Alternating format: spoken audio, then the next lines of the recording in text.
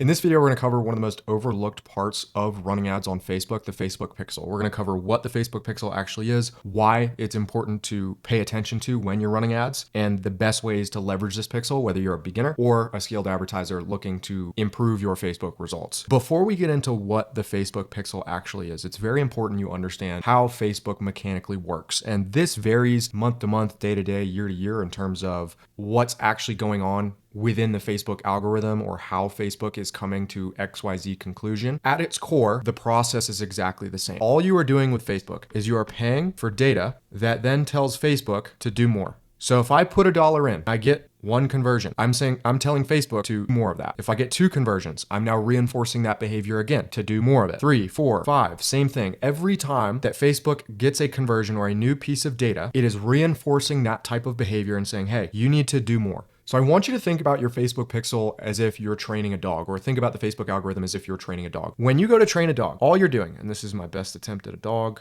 that's a dog. You're saying sit, which is you, in this case, running the ad. And then what you're doing is when the dog actually sits, you're giving it a treat. Think of your Facebook Pixel as the treat. It is the component inside Facebook that tells Facebook, cool, we did a good thing, time to reward the algorithm. Facebook's algorithm is the dog, your command sit is the ad, and the treat is the pixel. Very simple. So when you pay to have an ad put in front of somebody, and the algo does exactly what it's supposed to do, and you end up giving it the treat, you are reinforcing the Facebook Pixel. So at the end of the day, what is the Facebook Pixel? All that the Facebook Pixel is a conglomeration of data that compounds over time, tells the Facebook algorithm, this is who I want you to go after. For example, if I'm looking to, let's say, sign more clients for my own agency, and I give Facebook money to spend on paid ads, and they end up getting me a ton of people that are good, qualified leads, they show up to the call, they pay me money. That then tells Facebook, cool, we're doing a good job, do more of that. Whereas if I were to run those ads and I got a bunch of people that had no money, they weren't showing up to calls, they weren't closing, then what I would do is I would not be reinforced in the Facebook data. And now Facebook would know, okay, cool, go after those people. So when you break this out and you look at the Facebook Pixel as a whole, what you're doing is you're writing words that attract buyers. This is in your ads that you then pay to get conversions, calls, and we'll go into a couple how you can really leverage this aspect a little bit later in this video, but booked calls, which is the pixel. And when the pixel fires, this tells Facebook to keep spending money on the words that attract the right type of buyers. And if you want to learn how we do this, there's another video on the channel I'll attach somewhere here that you can check out in terms of how we come up with marketing angles and marketing messaging. But that's all it is at the end of the day, is you're spending money on ads to ideally attract the people you want to. And when you do attract those people, the Facebook Pixel fires and now tells Facebook, cool, go spend more money. Very, very simple. That in practice is how the pixel works. It is the treat that you give the dog when it sits. It is the reinforcement mechanism to the Facebook algorithm that says, cool, we've got the right people, go after those people. So why is the Facebook Pixel so important? Well, again, like we said, the Facebook Pixel itself is the reinforcement mechanism of the algorithm, which means whatever I tell Facebook to do more of, it will go after more of. Let's look at an example of a webinar. For those of you that don't know, all a webinar is a live event, typically online. You get people to register, raise their hand and say, hey, I want to go to this event. They show up to the event, you pitch them on the event, they then either book a call or buy, and then eventually they'll talk to the salesperson, buy, and it goes from there. But in practice, all a webinar is live event that is designed to sell people on booking calls or purchasing a product. Those book calls eventually turn into purchase products as well. So let's map this out. With a webinar, you're going to have an ad where they go to a registration page, where they go to the event. Let's say they book a call, and then let's say they buy. We'll keep this nice and simple. This is the flow that somebody goes through when they go to your webinar. Now, here's where the pixel becomes so important. What majority of people will do is they will place their Facebook Pixel right on top of the registration page. And so what happens is as you spend more money, it says, cool, we're getting more people to register because it's firing here. Let's keep spending money on the people that are registering.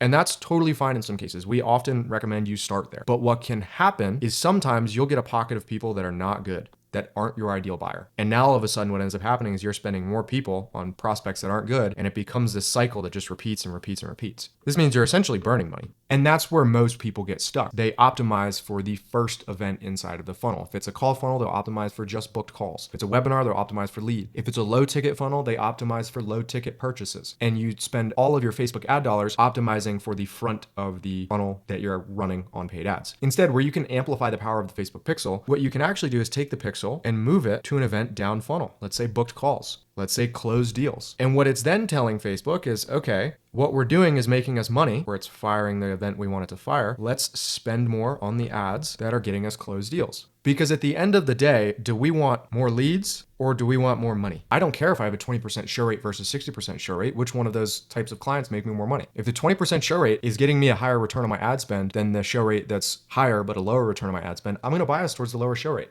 because it's making me more money. And there's a whole video on funnel math as well that I'll attach somewhere here. If you're also curious what this looks like, you can book a call with myself or a member of the team. We'll run you through what this looks like. But in theory, you want to optimize for the event that benefits you and your organization the most, which in 99% of situations is more money, a higher return on your ad spend. And so what you can start to do is you can play with where the pixel is placed. And I'll get into this in the implementation phase in a second, but in principle, the reason your pixel is so important is because it reinforces the behavior that Facebook is currently making decisions on. It reinforces the Facebook algorithm. It says, hey, do more of what you're doing, because what the advertiser is optimizing for is getting results. It can't tell if it's a good lead or a bad lead if you're just optimizing for a lead. It can't tell. It really can't. Unless you say, this is a good lead, this is a bad lead. If you don't dictate it, Facebook is going to bias towards whatever you tell it's good. Now, the slight caveat to this, the only thing that you can't take advantage of the pixel on is Facebook lead forms. That's a whole nother conversation to be had. That's, if you want me to break down that ad strategy, I can make another video on what lead forms do. But in general, the reason that the pixel is so important is because it is the reinforcement mechanism of your advertising efforts. So this brings me to the last part of this video, and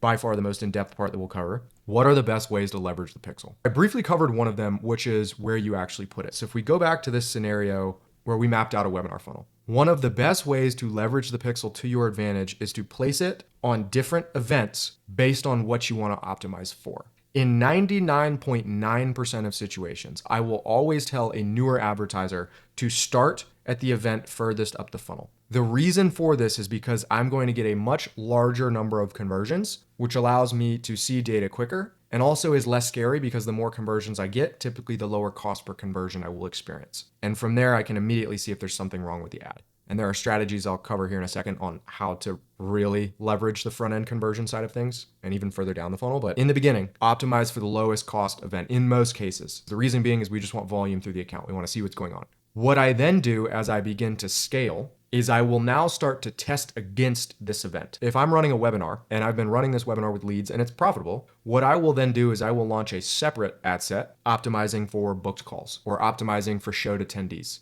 or optimizing for pay in fulls. And I'm just going to split test the results. Now, something to be aware of is inside of the ad account, your cost per conversion will be substantially higher if you optimize for something like pay in fulls. Because again, it's so far down the funnel, you're not going to get as many of them. For every 100 registrants, you may get 2 pay in fulls. So if you just do the math there, it's going to cost you a lot more for the pay in fulls. So that's why we recommend it as a scaling strategy. Now, you can start by launching pay in fulls, but you're going to have to monitor this front end data and you're not going to get the result volume required for Facebook to confidently know who they're going after. Now, if I'm closing 8 of these a day, yeah, let's do pay in fulls from day one. If I'm willing to throw down 5K a day on my first campaign, yeah, let's do it. But generally speaking, we want to optimize for highest frequency of conversions and then push out to lower frequency of conversions. Very, very simple. The secret to this, if I'm operating on a front end metric like a lead on a registration page, or let's say it's a call funnel and I'm optimizing for booked calls, is qualification questions. So what you can do, depending on how you want to structure the funnel, is in most cases, when you capture lead information, you'll have question 1, which is the name, question 2, which is the email,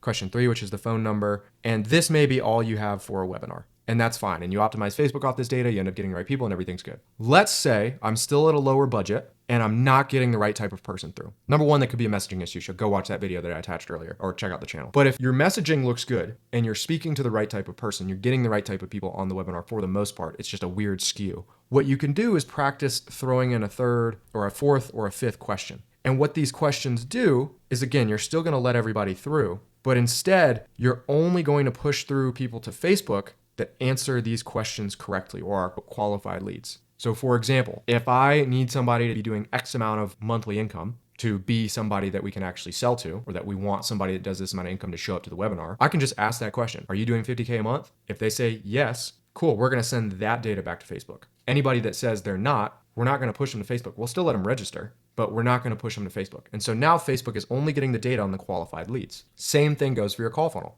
Let's just say I have 5 different questions. Question 1, 2, 3, 4, 5. I might let everybody book a call, but I may only send people that answer question 5 and basically say they're a qualified lead. I may let only those people hit the Facebook pixel. So for example, let's say I book 8 calls. I may only send 2 back to the pixel. And that's totally fine because what we're doing is we're reinforcing good behavior, which means over time, the quality of my result on Facebook will continue to increase. Very, very simple concept to understand. Now, there's one other way to approach conditioning the Facebook pixel using this thought process. And instead of saying, we just want these types of people as long as they answer this type of qualified question, let's say I'm all of a sudden everything was working perfectly and then I randomly hit a pocket of just horrible leads. 9 times out of 10, this will happen because the Facebook pixel operates off of recency bias. Meaning, if I start to get a bunch of conversions of bad prospects in a short period of time, Facebook will say, oh shoot, we're getting a bunch of people at a lower cost. Awesome. Let's do more of that. And so even if the campaign was working perfectly for 6 months, just because you get that little pocket, it may derail the entire thing. The way that we combat recency bias is very simple. Think about this the way a teacher would deal with the class clown in elementary school way back in the 80s, 70s, 80s. All you're going to do is put the Facebook pixel in the corner with a little dunce hat on and say, hey man, you don't know what you're doing. I'm not going to let you report any data until I manually see the right type of people coming through. So all you're going to do is take your Facebook pixel, take it off the page. That's it. Very simple. Until I start getting the type of people I want again, and then boom, I'll slap it back on the page, let recency bias do its thing, and now before I know it, my campaign is back to performing the way it was supposed to. So in terms of how to implement, again, number 1, place the pixel on the event that you want Facebook to reinforce. Once you've done that, then only if needed, add qualifying questions to make sure that Facebook only sees the qualified leads or the qualified sales calls come through. Now, on a call funnel, do this from day 1, but on a webinar, this is something you would implement a little bit later. And then lastly, if your campaign's performing and then all of a sudden it stops performing because of recency bias, you want to take the pixel off of the page and then let Facebook do its thing. Very, very straightforward. Now, the last thing that's super interesting with the Facebook pixel as a whole is the way that you set up the account itself. So inside of Facebook, you have 2 things. You have what are called standard events and you have custom conversions. This is what Facebook is optimizing for. This is what the pixel is optimizing for, the action. A standard event is something that everybody on Facebook can use: purchase, schedule, lead, add to cart, things that are very standard for most businesses. A custom conversion is something that is you specifically coming up with a very niche data point. Great example of this is if you've ever integrated Calendly with Facebook. They've got an invitee meeting scheduled. That's a custom conversion. It's not able to leverage any of the data that was collected on, let's say, a schedule event. So the only difference is a standard event is something that a ton of people are using, and a custom conversion event is something only you are using. Now, what I can do as I scale up is similar to what I mentioned earlier in the video. One thing you can split test for in your accounts is optimizing for different events within the funnel, optimizing for PIFs versus lead, showed called versus qualified call. I can also take that same principle and apply it towards the event that I'm optimizing for. So in this case, I can test if a purchase event performs better than a schedule event on a call funnel. And this also doesn't mean that the purchase event has to even mean a purchase. Both of these can be linked to a booked call. I can just see what Facebook is using, or I can just play with what Facebook is actually optimizing for. That's a whole nother concept that is super complex and not something you should really pay attention to at this stage.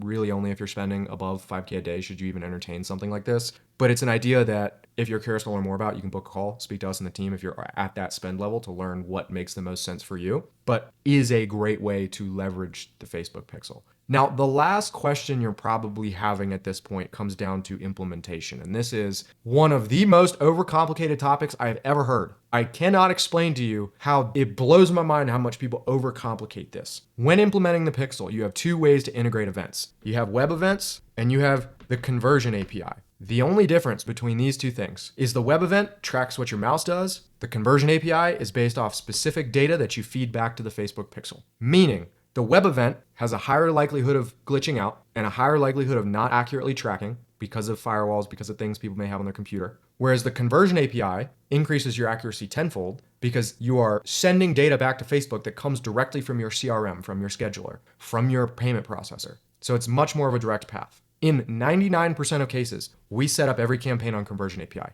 There is no reason to use web events. The problem is anytime somebody asks about the conversion API, they think they need to hire some, excuse my French, fucking developer to do it. It takes 2 seconds. And if you want me to drop a how-to video on setting up the conversion API, I can do that. But all you need is a platform like Zapier, N8N, or if you run out of high level, you can literally use Go High Level to do this. And all you are doing is mapping the event to the specific pixel, and that's it. So many people think they need platforms like State or some of these third-party fancy softwares to implement this stuff. There are native actions inside of Zapier. I'm pretty sure inside of N8N, but I'm not 100% certain. And definitely inside of Go High Level, where you don't even need to do all of this fancy stuff. And the only thing you're looking for inside of Facebook to make sure that you have this set up correctly is something called the event match score. This is Facebook ranking how accurately the conversion API data is performing. All it is a score out of 10. The closer you are to 10, the better you're doing. Typically, all we care about is as long as it's above a 7.5 to 8, I'm happy. And I have never dropped below that by using Zapier and Go High Level. So don't overcomplicate the implementation process. And if you want help with that, like I said, there's a link below. You can book calls, speak to myself or the team, run you through everything you need to know, and we can go from there. Like I said, very, very straightforward. If you guys want a video on this too, happy to make it. But in principle, the Facebook pixel, there are two things in your Facebook ads manager that matter when it comes to running profitable ads. It's your messaging and it's your pixel. If you implement just a fraction of the things that were mentioned in this video, your return on ad spend will go up. That I can guarantee you. So I hope this helped, guys. If you have more questions, if you're curious to learn more, drop them in the comments below. Like this video, subscribe to the channel, and I will see you in the next one.